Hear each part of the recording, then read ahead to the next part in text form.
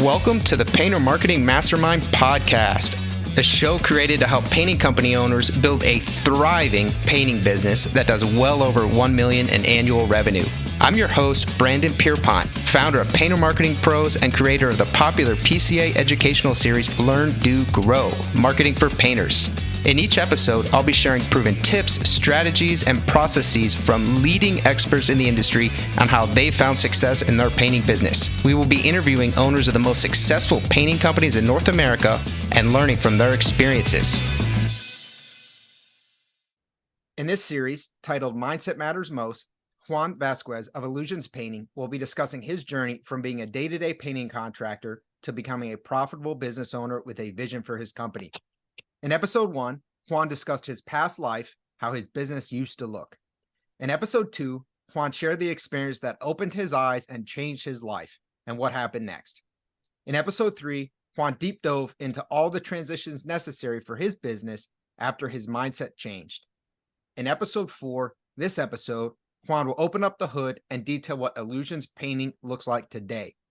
And in episode 5, the final episode, Juan will lay out his thoughts regarding lack of self-confidence and stereotypes and the initiatives he is currently conducting to help lift up other contractors.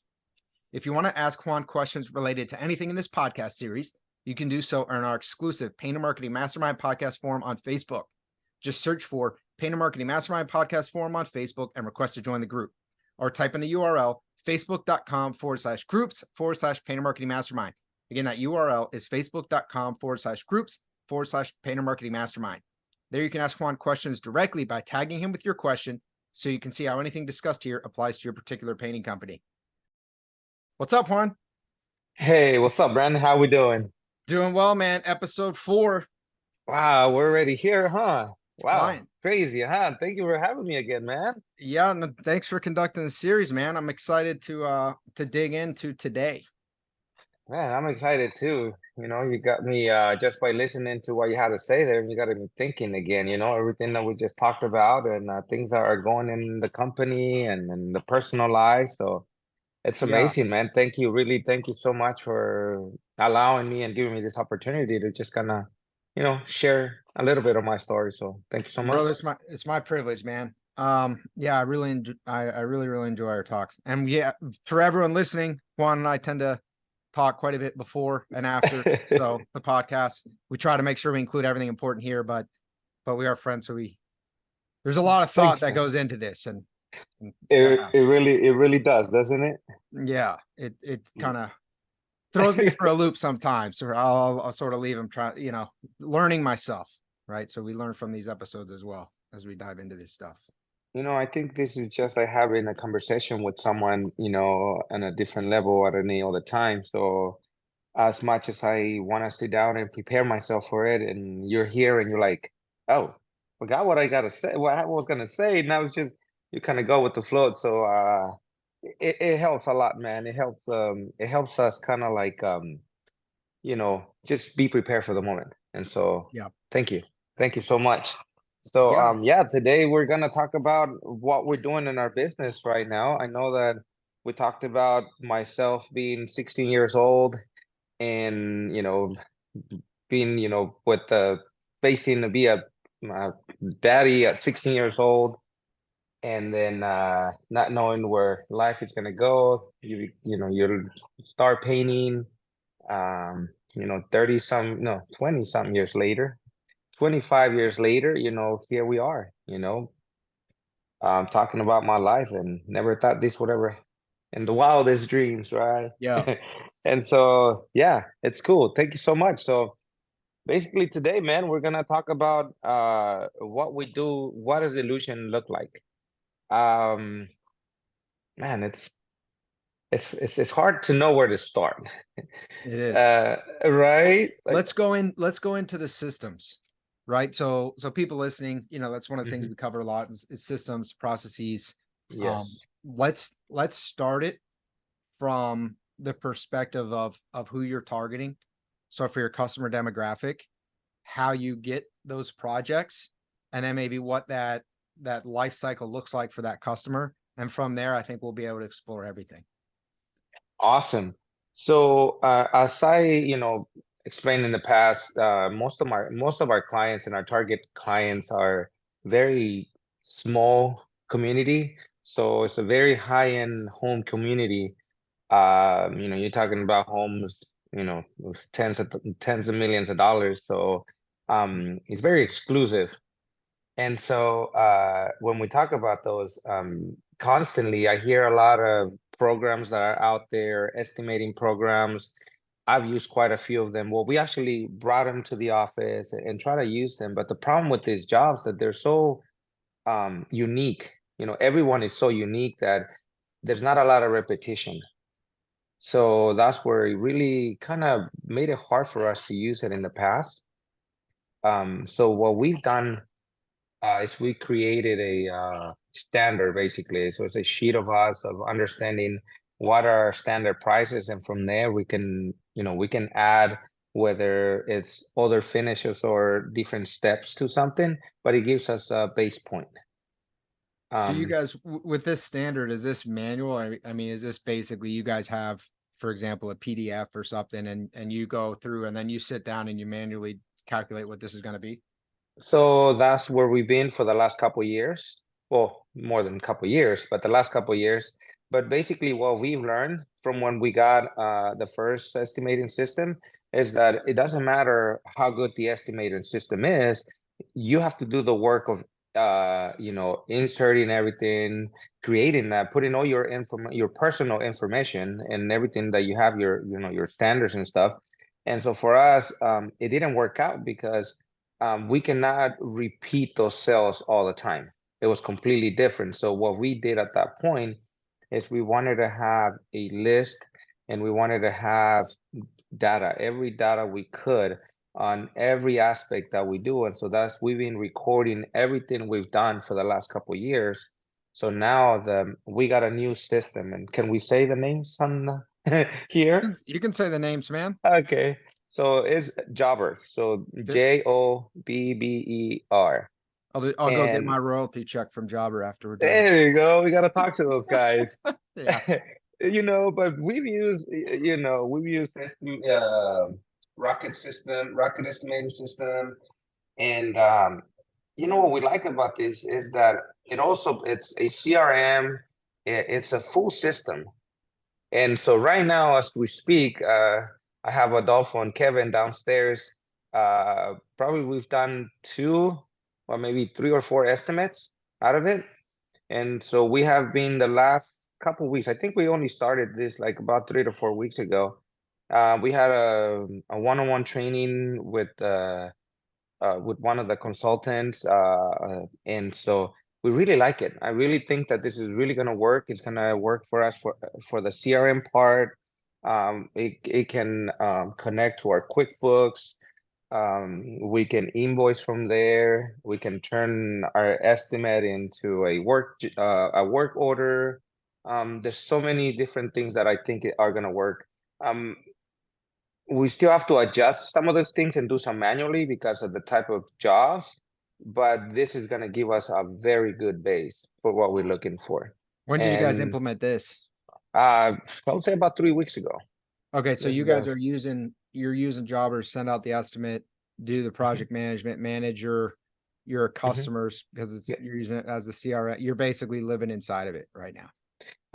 We have been today is our office day, so we have all 6 members of the office in here, putting the brains together and putting Yeah. all the information. Like we have all of our clients, so we're assigning the clients to there. So in the future, this is gonna give us reminders. We're gonna have updates. So it's a lot of work at the front end. But I Sure. think that once you get that going, it's gonna make our life so much easier. And actually being able to have Kevin, which is one of our younger guys here in the office, to a chance to be able to estimate, and so we haven't been able to find an estimator, so we're actually creating one and Training one. right, yeah, I right love it. now. Let's back up so kind of dive in, but sort Uh-huh. of back up from the decision for a second, just to lay a framework for Hmm. this. So I'm gonna kind of dive into specific things. Yeah, go ahead. As you've been doing this for a really long time. Because then Yeah. people who are listening who are maybe considering transitions, they can think about how you approached it. When That's you're right. looking, I know you've tried Estimate Rock. It sounds like you've tried quite a few. What advice would you give to somebody if they're looking to transition CRM? They want to explore this. What kind of mindset did you go into it with? What should they be? Because their company obviously might be very different from yours, but the Yes. approach can be similar. What recommendation would you have for them? Well, I've had this actually conversation with quite a few guys, and most of the people that we speak to, the painters that we speak to, are either on that transition or they're just barely getting started. So, more than one thing that I can always recommend that we did not do in the past is document things. Mm, You know, It's a great data. idea. That's, I mean, you listen to Nick Slavic, and your data's your baby. It's everything that you know. So Does he care every about time data? you, huh? Does that guy care about data? Data, quite a bit. I think I thought I, he's just about feelings. I thought it's just data and or feelings and nothing else, right? No I data think plus I feelings. think the data was way back then. That's data is so deep. Now the true feelings are coming out. Yeah, That's my I think take. so. Yeah. Now the feelings are being layered on top. Yeah. No, we love Nick, man. I've learned so much from this guy. But Like I'm like a scientist with it. God, I sometimes I wonder, like, how's that possible? Like, Yeah. I'm just wondering. My respect. It's not human, man. He's not human. It's just more than human. Um, but basically, one thing that you have to do before you get into any of these systems is you have to have your data. Like you have to make sure that you make a purpose of creating, like, let's say you have a standard how the door is going to be done. Have a standard for that and write it on a paper, write it wherever you need to, because all that information, it has to go into one of these programs in order for it to work. So you're So basically creating SOPs essentially, right? Like yes. documenting this so it can be repeatable and it can be taught to somebody else or someone else can Well, take over. our mistake was when we first got our first estimated program, was that we didn't really have a lot of data to go from. We didn't have, like, we couldn't pull out our computer and say, okay, based on our history, like it takes us this amount of time, or we can down into like square feet. We didn't have any of that. Yeah. So we were paying for a program that we couldn't use. They do have this very generic pricing and stuff, but it doesn't apply to most of us. And so you want to tweak that and want to make that yours, but in order to do that, you have to have that information. So for us in the beginning, we couldn't, because we didn't have that information. So then after that, what we did is we said, okay, from now on, we're gonna take our time and we're gonna document everything that we do, and then when we're ready and find the right program, now we put in all this information into it, and that's what we're doing for our system right now. CRM, I think, is a whole different story. CRM, I think we should honestly, you should get one of those things the minute you start your business, Yeah. For real. you have to have a record of your clients. You have to be able to communicate with them. And for us, for, I don't know, 15 years, we've done it all the old school way. And now that I think we've been exposed for quite some time, but our volume of clients is not as big as some of them who does repaints and small repaints.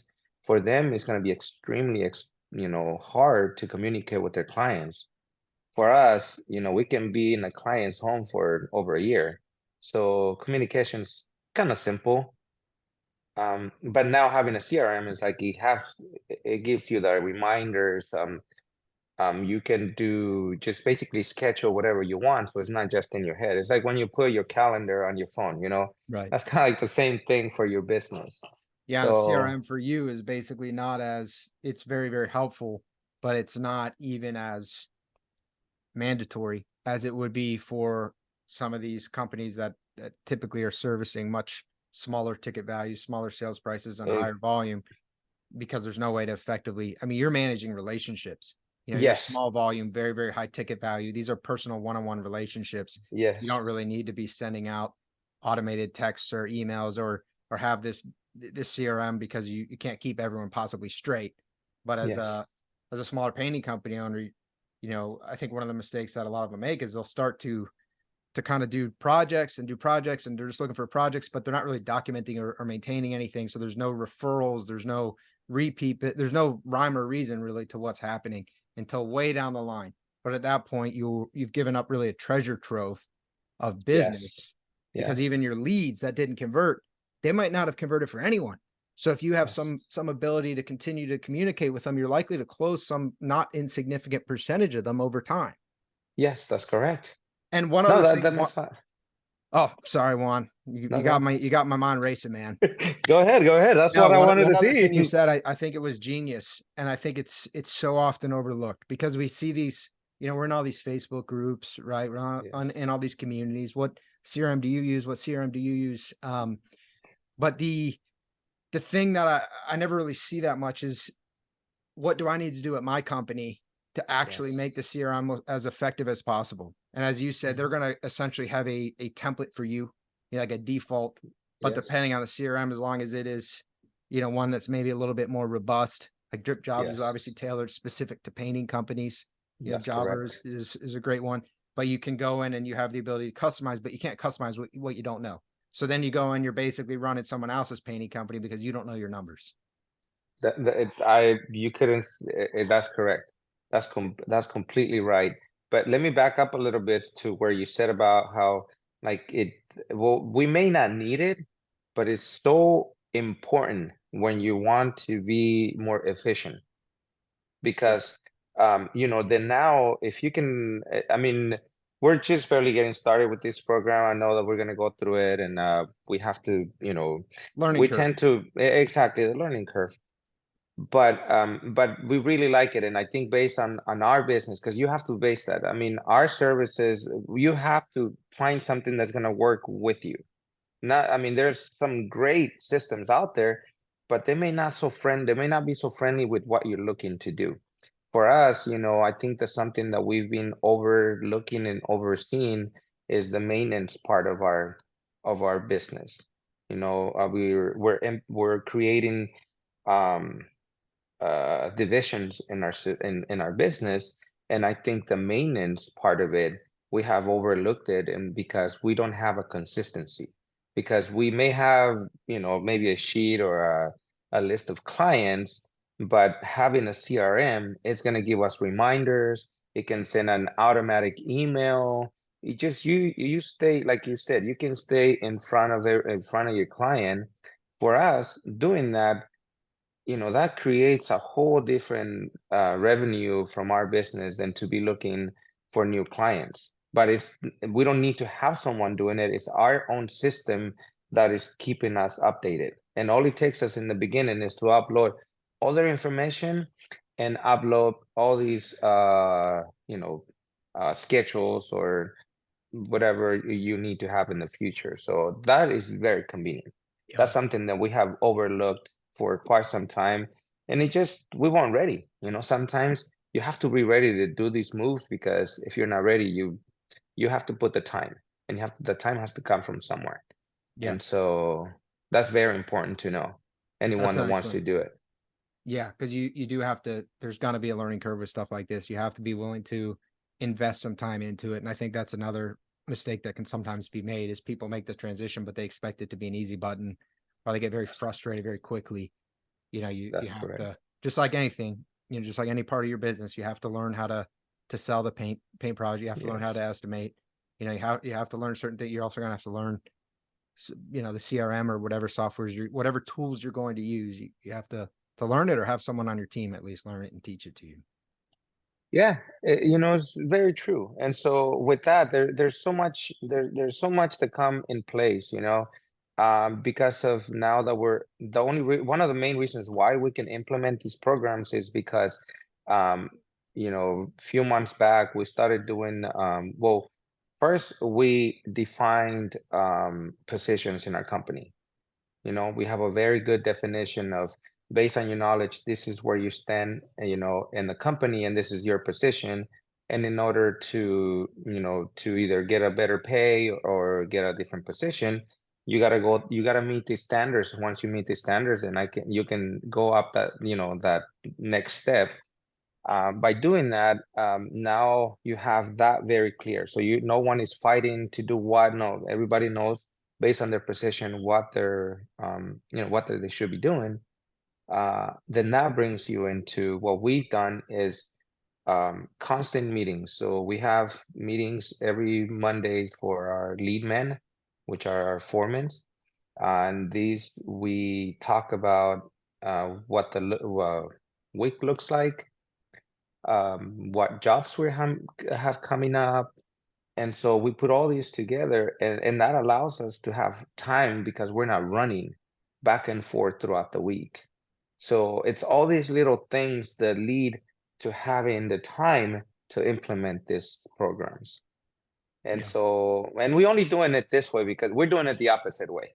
You know, most new, companies should start the opposite way. The system, your estimating system, your CRMs, and put all these systems in place first, and then you will do it the right way. For us, we've have all these baggage for so many years that we have to undo these bad habits, turn them into a better habit, and now prepare for the future by implementing this, because now we see that as we move along, we're going to have more time to do or be more efficient, because these programs will help us do what we were doing, running around like a chicken without his head.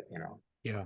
And I think there's a very common occurrence with young entrepreneurs or young business owners with the kind of an early stage company, and even with companies that have been around for some time, which is where people mistake activity for achievement. They're doing a lot. They're Yes. hustling. They're calling. They're You're texting. busy. They're going out. They're doing so much. They're grinding. They're growing the business. That's phenomenal. The work ethic, the focus, the sense of urgency is Yes. phenomenal.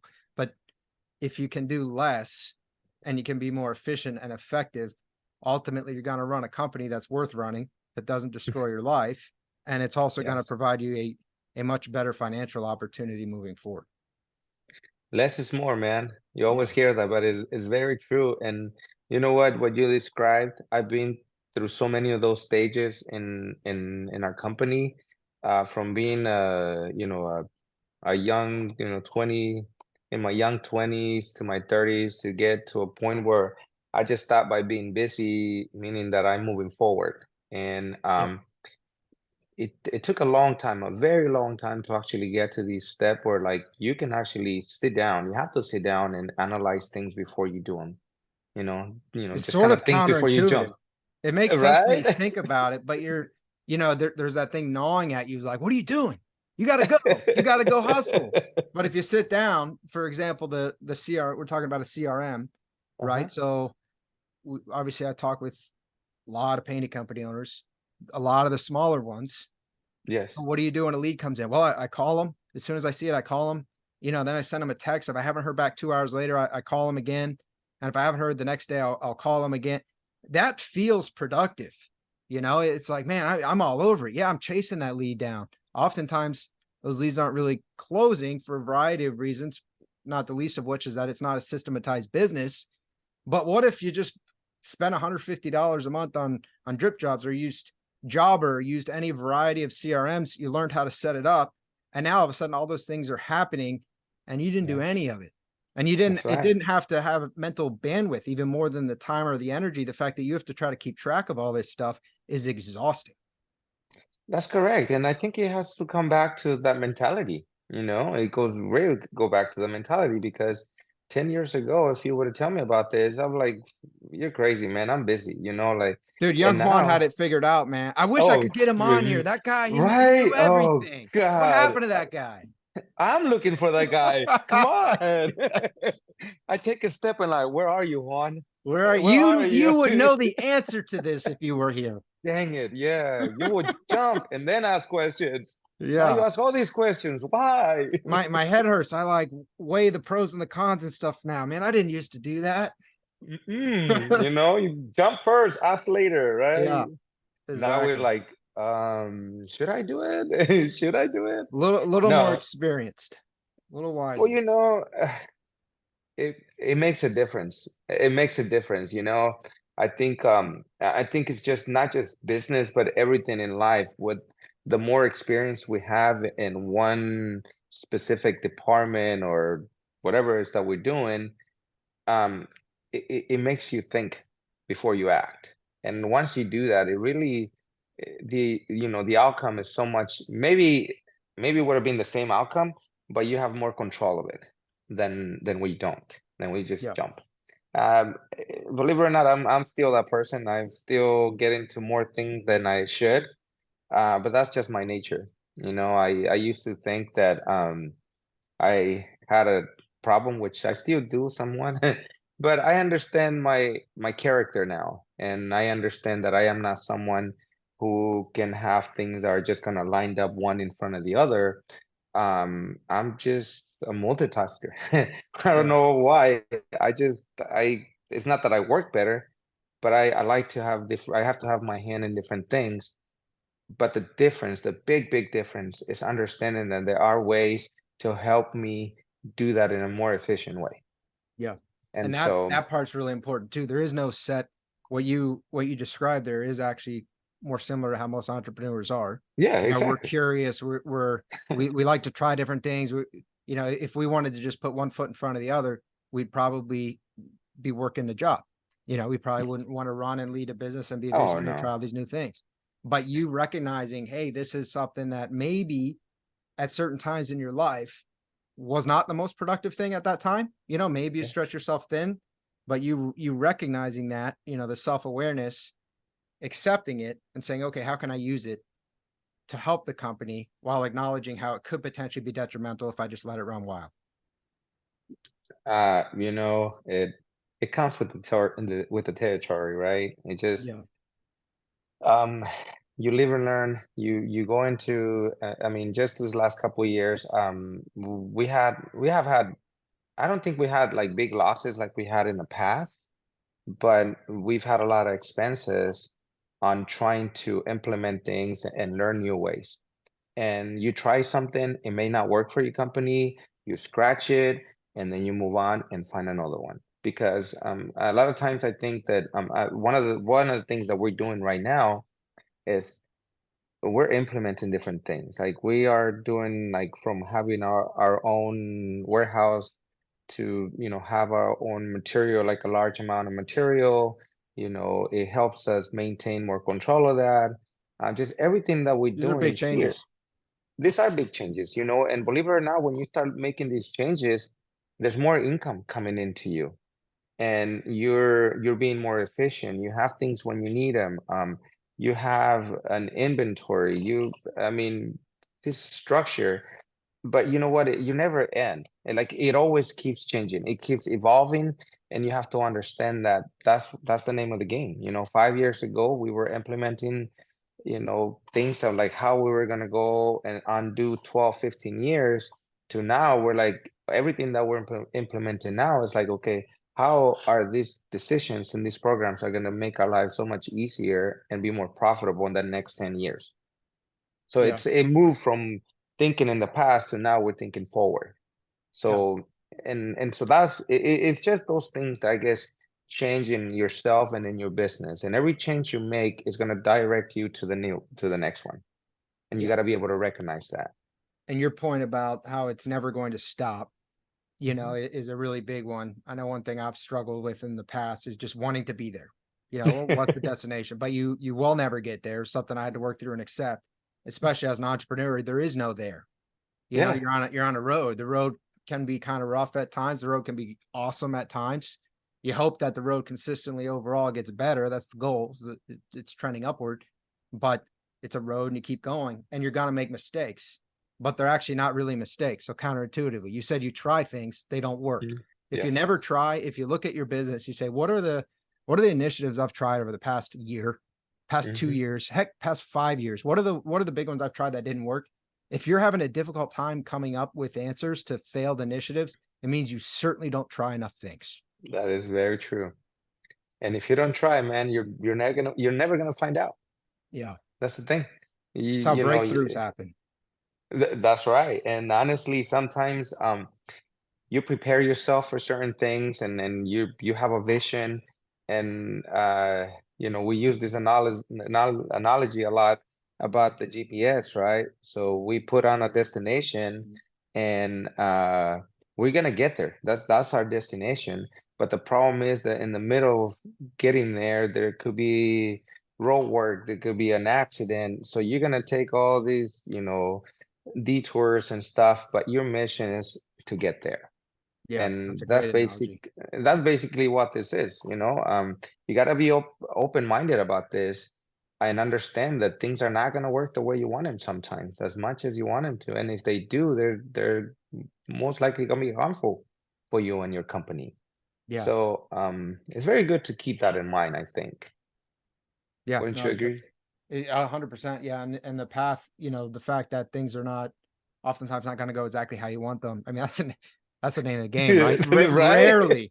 I can't think of many times that they have, and even things that have gone really well, it wasn't even how I thought it was going to go. It just went a lot better. It's almost never how I think it's going to go. It's either worse or better. Very rarely am I like, I'm going to do this for 6 months and this is exactly what's going to happen. Oh, there it is. Yep. It's a journey. It's an adventure that we're on. That's right. So all we need to, I guess, what we're doing now is we're incorporating systems and people and just mindsets together to get to that destination. I think right now Illusions is in a great position because like we feel that we've been working for the last few years on creating a platform to allow us to grow, you know and by understanding that we have key positions in our company, and we want those key positions to grow with us as well, and to earn more than just a salary in the future, that will allow us to get there. And I think for them to be a big part and to see what Illusions is doing right now, it's really helping and really moving these a lot faster than I thought it would go. And What it's do you just mean because. the platform for growth? What did you do to Well, create a platform for growth? well, first of all, we go back and start talking about like having more data, right, for us. Mm, Having standards, creating a team that is not just about like how much are you going to pay me, a team that really understands that we have a goal in the business, and they share that. I think that's very, very important because you can create all these systems and you can be the most efficient person, but if your team does not share the same vision with you, they're not gonna go to battle with you. yeah. And I said something there that it says with you, like you gotta be there with them. They gotta feel that this is just as important for you there is to them. Because if I've seen many companies where they just like it's like it is a business, but we see them more as a family. Like I love these guys. I want to make sure that these guys have a place to go. Well, actually, this is funny because before I feel that my thing was like I just want to make sure I have a place for my painters to go, on Monday or the next day or Yeah. so on, right? I think that it's changed it to where like now I feel that I want to create a path for anyone in the company that wants to, grow in many different ways that our company can provide that. I want to give that to that person.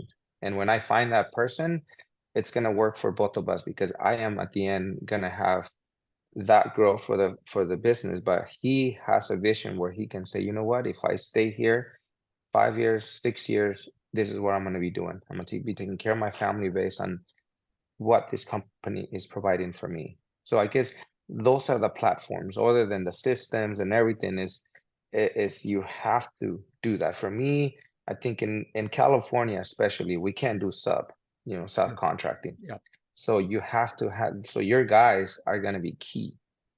So Yeah. for the growth of your company, I think we oversee that is one of the biggest parts. Wouldn't you agree? Yeah. And the with you part, right? Like they're not there to serve you. If Exactly. anything, you're actually there to serve them. One of the ways that I really like thinking about it, or that's been explained to me, and really resonated with me, and that I try to implement is you serve your team so that your team can serve your customers. And that's the Yeah. dynamic. The team's not there to serve you. You're not a king on a throne. You're there to serve them, support them, empower them, train them, inspire them. And then they're there to knock it absolutely out of the park for your end customers. And and it's so easy to promise your team and say, hey, this is what I'm going to do for you. But another one is really, walk the walk. Yeah, We do 6 month reviews, and in those 6 months we want to make sure that we qualify you on whether you met expectations, did not meet expectations, or exceeded expectations. And we want our guys to exceed expectations. And so when they see that we're sitting down, and I mean, the majority of them, they exceeded expectations. So now guess what? I'm going to move you up to the next step. And they're happy because they accomplished something. We write a small goal, what we want to do, improve, in us in the next 6 months. And when we look at that goal that they had, and I asked them, like, what do you think? How do you think you've done? It's like, well, I think I've done good. I'm like, you've done excellent. yeah, You know, it just gives them this reassurance and stuff. From our part, we talk about how are we setting our business for growth. Is as I mentioned, our niche is these high-end homes, very expensive homes, long jobs. I mean, extremely, like, they're not as, I think we will be more profitable in a repaint system than when we are here, but this will give us work for many years, secure jobs. So it's a give and take, but so we understand that in that area, we're going to get a cap. And so what we've been doing is we want to create divisions to our company to where now our shop is growing. So that's our next step that has been growing. Um, so that's going to be a completely different it is now a different division of the company, and we treat it that way because we want to separate that completely from. I don't want to have my guys who do high-end residential, finishing cabinets. So we want to have a finisher in the sure. shop. So creating that, we have a couple other divisions. We are soon enough gonna run very deep into the repainting business. I love it. But for that, we want to have this systems running to where I can have a couple of um, estimators, and based on everything that we've done, based on the reputation that Illusions has created, we feel that we'll do very good on that department. Um, Yeah, I want to dive into that, but mhm, I want to ask, I think, two questions. First, mhm, about some of the stuff you just covered. So, people who share your vision, you guys are building it mhm. together. How do you find people who share that vision? Have you refined your interview process, or what's the approach there? So, I mean, a couple things have changed. Our hiring process. Most painters, I think, throughout out the US, are gonna agree with me that sometimes the way we used to hire someone will be like, you should be referred by someone. They'll call you and say, hey, this person told me you need someone. Or I will call someone and say, hey, I'm looking for someone. And they come into you, whether you have an office or they'll come into you wherever. You briefly just kind of talk to them, say, how you doing? I'm so and so. What kind of experience you have? I will be like, you're hired. Come by Monday. That's how it used to be for us. See how it goes. Uh, Yep. right. See how it goes. I used to be like, let's try it for 2 weeks and then we move on. But I don't even want to get into that point. Now what we do is we are gonna interview 3 times. So first of all, I've learned this from many guys that they have to follow directions. So someone that wants to work with you has to follow directions. Um, so we either can have someone apply online on our website. We have Indeed. There's a couple other ways, but basically you can apply to there, send us your resume. You can apply, you can come into the office and fill out an application. We'll kind of review the applications, and if we see if we see anything or anyone kind of stands out, then we'll be like, we'll reach out to them. We'll reach out to the other ones and say, hey, we're not hiring right now, but in the future we'll have your information. But if we like someone, they're like, okay, I like what you have here. Let's set up times to come into the office. They come in, and they usually interview by our office assistants, which is Patty and Isabel. And it's basically they're gonna ask very like generic questions of where you worked, how, just to check out the character of the person. And then Patty will, then relate that information to us and be like, oh, hey, I like this guy, or I don't like this guy, or I like what he Yeah. has. And then from there we'll schedule another appointment, another interview, and that is then either with me or Jose, or with our project manager. So now we're talking about like we're getting more in depth of like, look, just ask general questions. We want to know your character at that point, what you kind of know, but what kind of character you have. We hire more character than skills here. I can teach you how to be a painter, but I cannot teach you how to be a good person Sure. or follow directions, Sure. you know? So that has changed a lot. So I think that really changes once because you definitely when you're gonna hire someone, it's you've gone through these couple layers, and I think that's very important. And most of the painters, at least that I know personally, we didn't do that, Yeah. and Yeah. That. that's why your return is so quick. Yeah. Yeah. The hiring process is critical, having the right team members. And then I think to add on to that, having a hiring funnel. Like you said, sometimes you'll take their information, say, okay, we're not hiring now. And I know Mhm. in that instance you indicated because you didn't like them, but you can also be interviewing when you're actually not hiring right now. And it should be a recurring activity, because then when you need to hire people, what you don't want is, oh my gosh, I need somebody. Okay, let's Mhm. get a warm body through the door. You should Yes, already have sir. a list, like a short list of applicants. Reach out to them. Hey, you know what? A spot just opened up. Are you still, you're not? Okay, no problem. If you end up freeing up, please reach back out. On to number two. But you've been doing that and there's no employment crisis for you, because it's an Yeah. ongoing activity for your business because you anticipate growth. That is exactly true. I've heard this from a coach, at one of the expos a couple years ago, and he said that you should always be recruiting.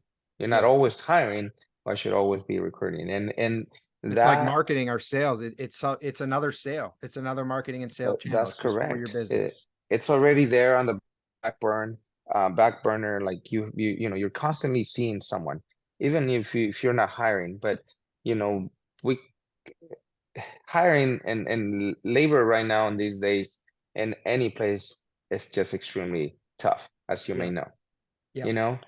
And so that it's great, but I think another thing that we've done to create that is one thing that I think that we've learned as well through the PCA was to create value for a painter to want to come for you and work for you, because there are many guys out there, many painters out there who maybe work for a painting contractor, or they're doing something that it's like, the pay is good, but they may not they don't have good standards. The person doesn't know what he's doing. You're constantly like, losing your mind. There's so many things that can go wrong, right? But when you create a business that you see that it runs well, you see that everybody's talking about it, you see that they're working in these nicer homes or doing this work. We really advocate on training. So we actually take the time to get our guys away from the job and train them. We would reach out to all the manufacturers that we work for, and they'll come in and do demonstrations and like how hands-on how to do something. So we want to attract those painters, those guys, that Yeah. guys, girls, we want to attract them.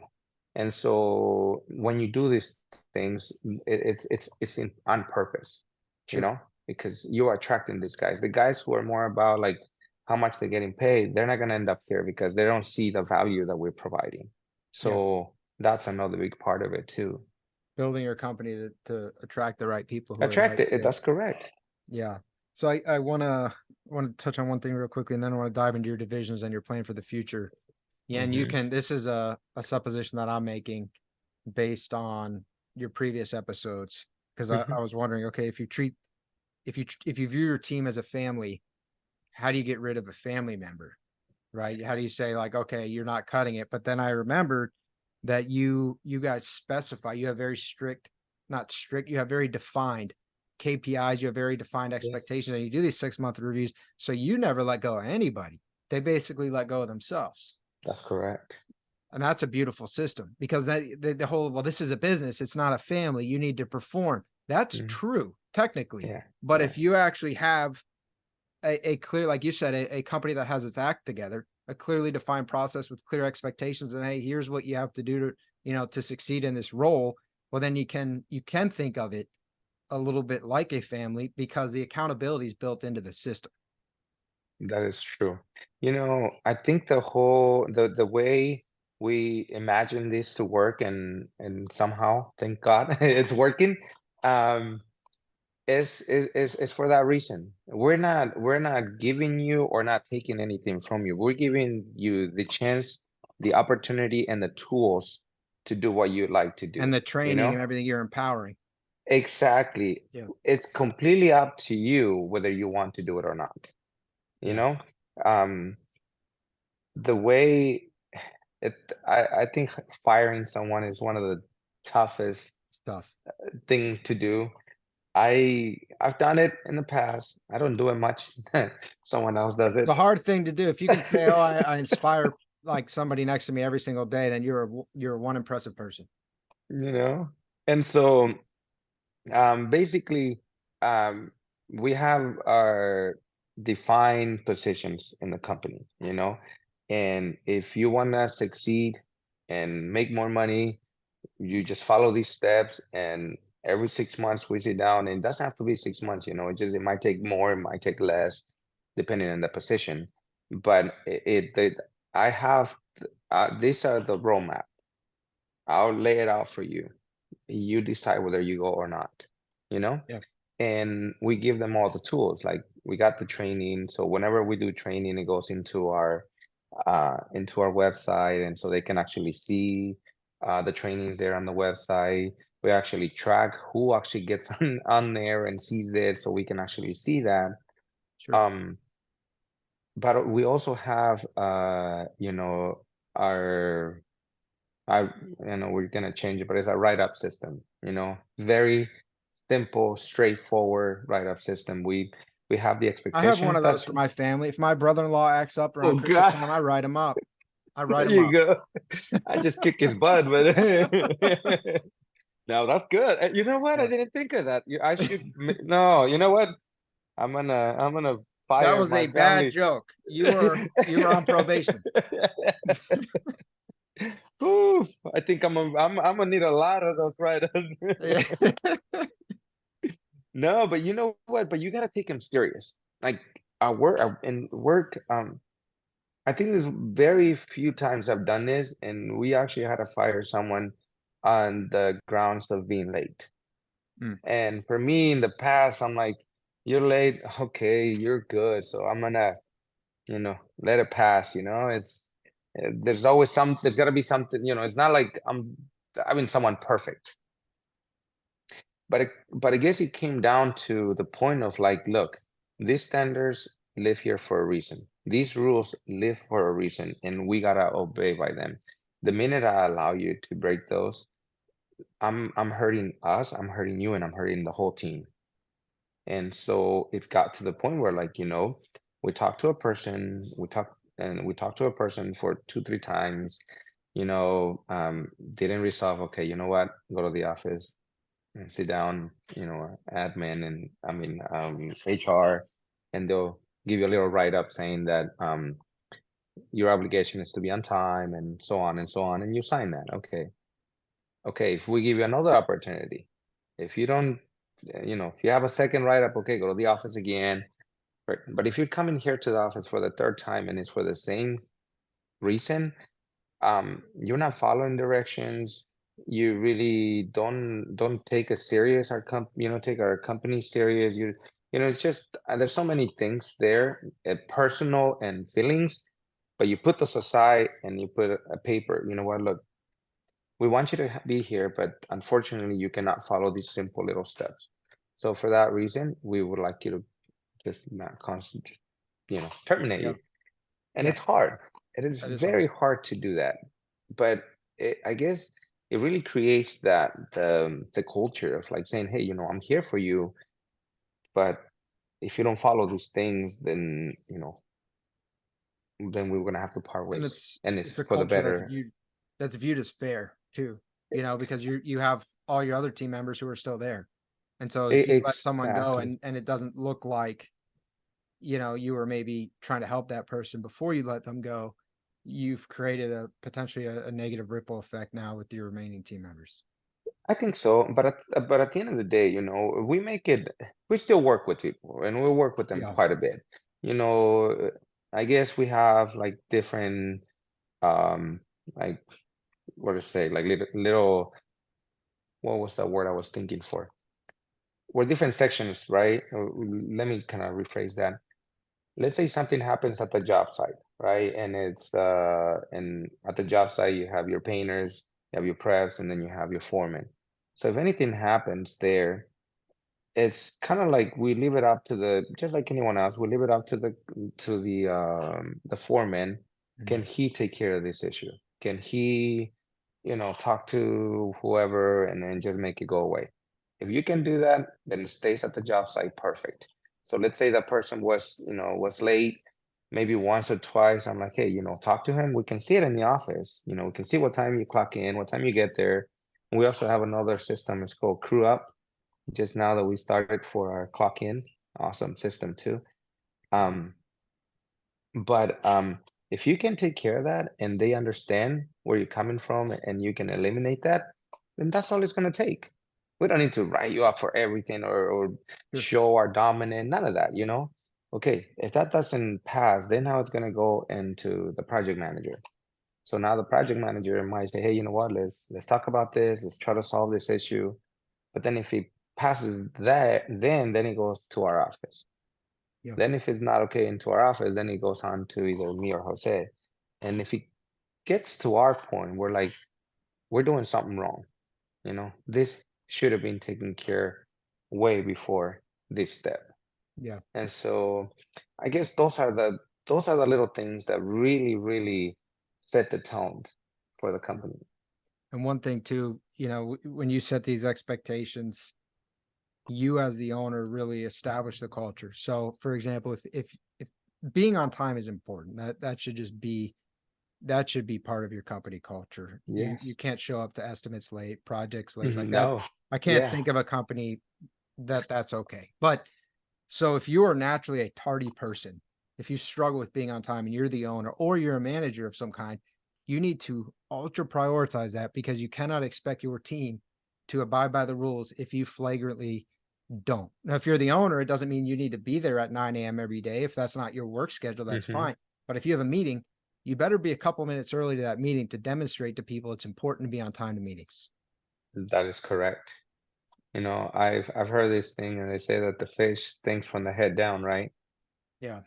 So it is, the pressure is on us too, but I think that it has to be a reflection. Yeah. And whoever You are not doesn't, exempt. You are not above. no, we're not. No, we're not. Yeah.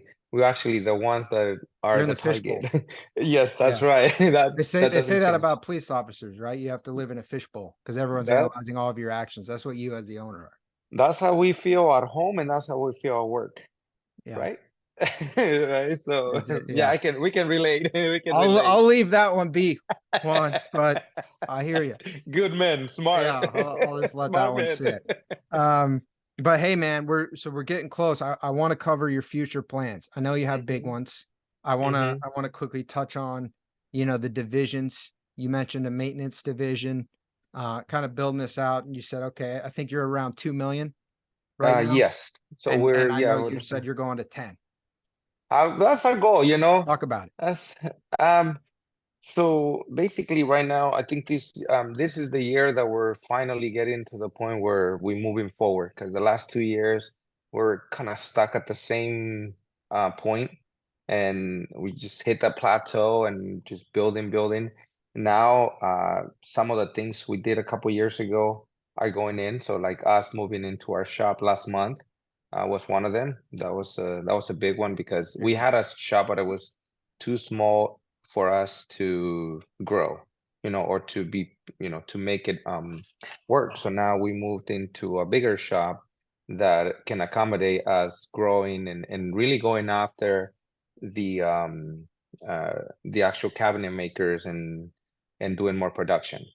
So our shop, it's part of like our office. It's about 10 minutes from there because it's so expensive here in this area.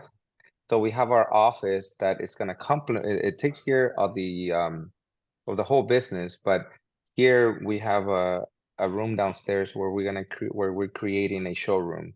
So what we want is we want to have an actual finishing shop where it's a full system where like I work with designers, so we're gonna design the showroom to where I want to bring the clients in. Any of the girls or anyone in the office can sell any of the products. We're gonna start from a standard finish. From there, we can get creative. We work with so many different like metal finishes, very high-end finishes, uh, fine paints of Europe. So we do all those.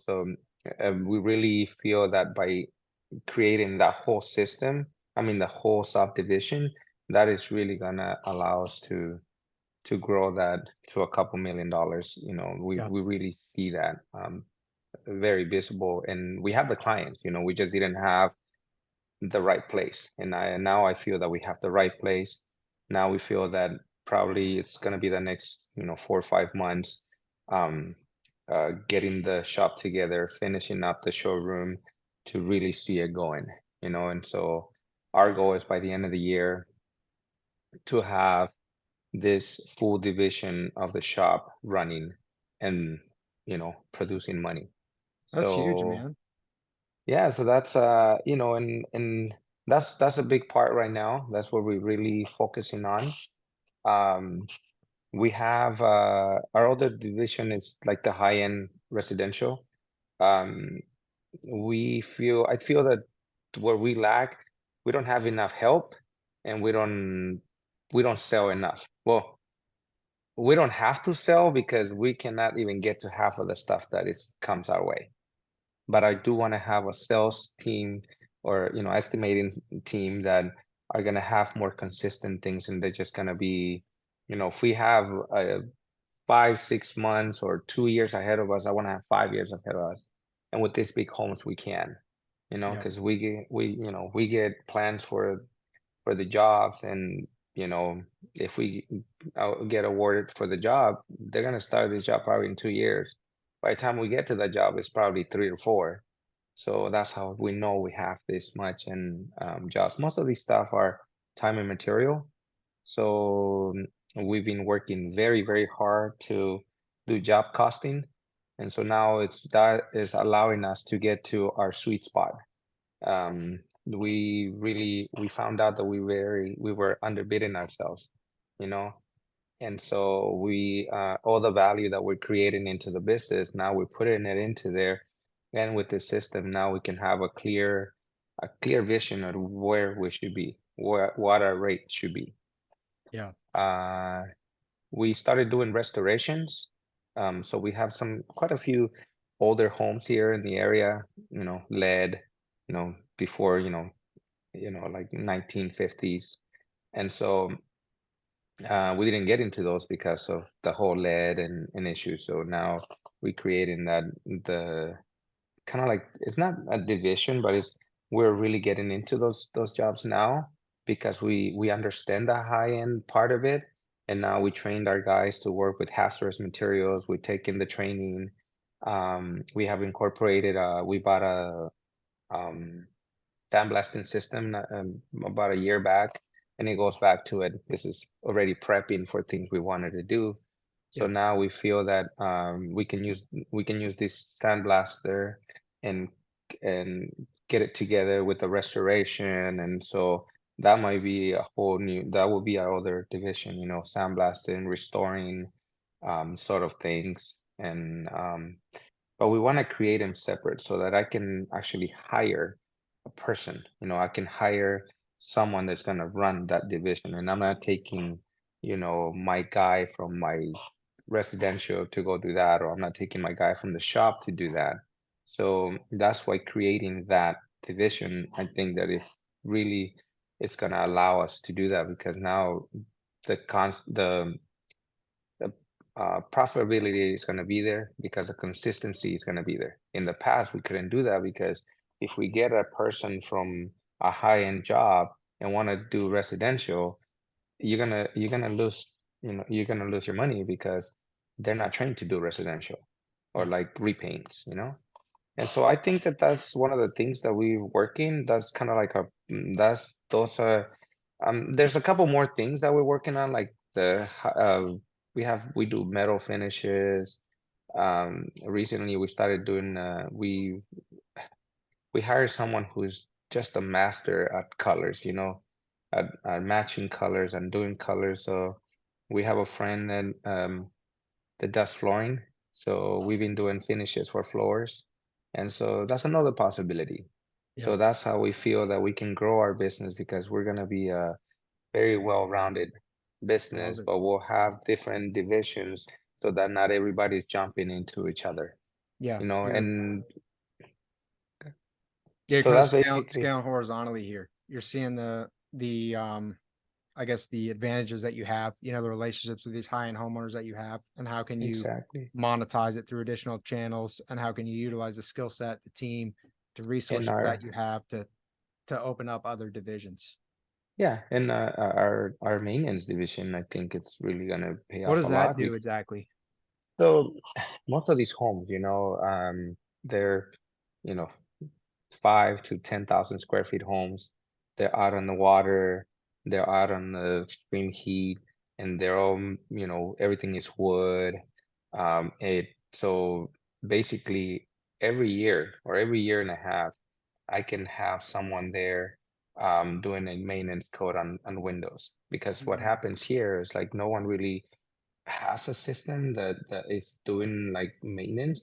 So what they do is most of these homeowners don't live here. You know, they come here once, twice a year from all over the world, and then they come and they don't pay attention to their windows because it's not what that's important to them. So, but when 2, 3 years later they go back and now the finish has failed, now we have to strip everything. So now they're paying, you know, 60, $80,000 to refinish their windows, as opposed to when you create a maintenance system where I can be there, you know, once a year, and there's only going to be some areas, you know, the southern exposure it's gonna have it's gonna have the heat, it's gonna crack your windows, your finish, and then your northern exposure is gonna have mildew and stuff. So just by doing a maintenance, I can probably say I have my guys here for 40 hours, and now your house is looking great, but we're protecting the integrity of the house. You know, just so that's how we are creating this. And every time you're there, there's a new opportunity. Oh yeah, you know what?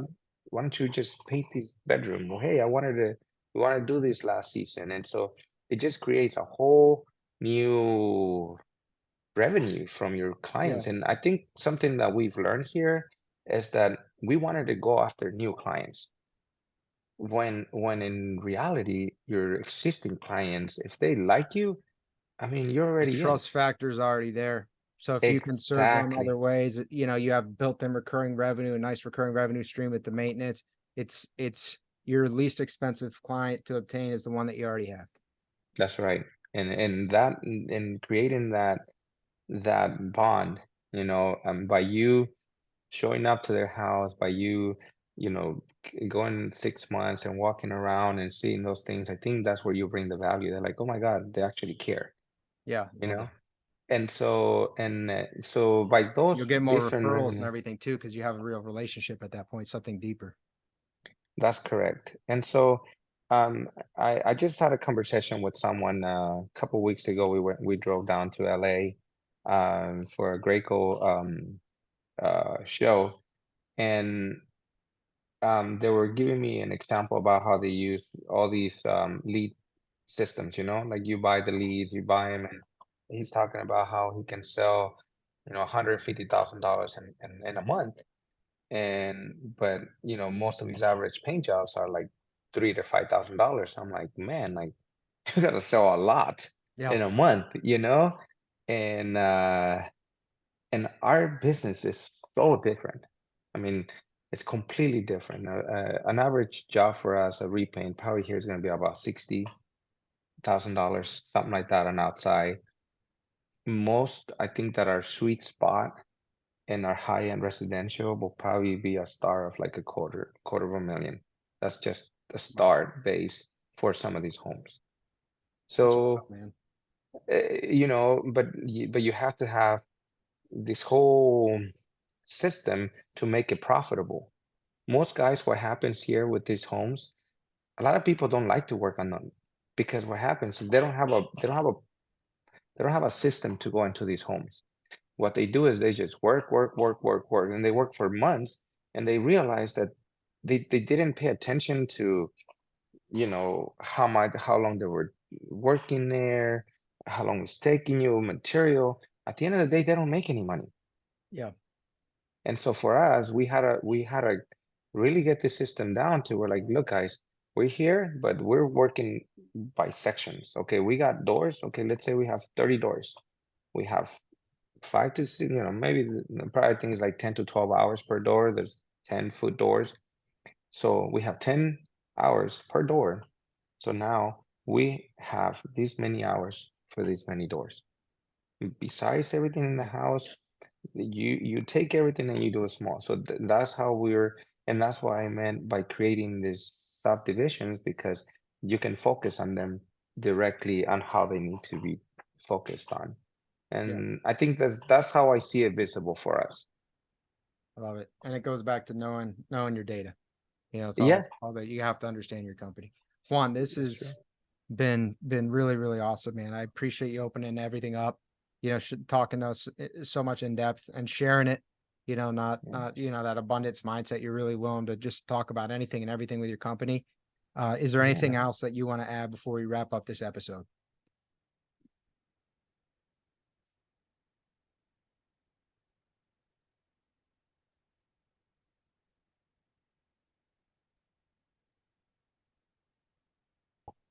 Where we are at a place where, okay, let me rephrase this.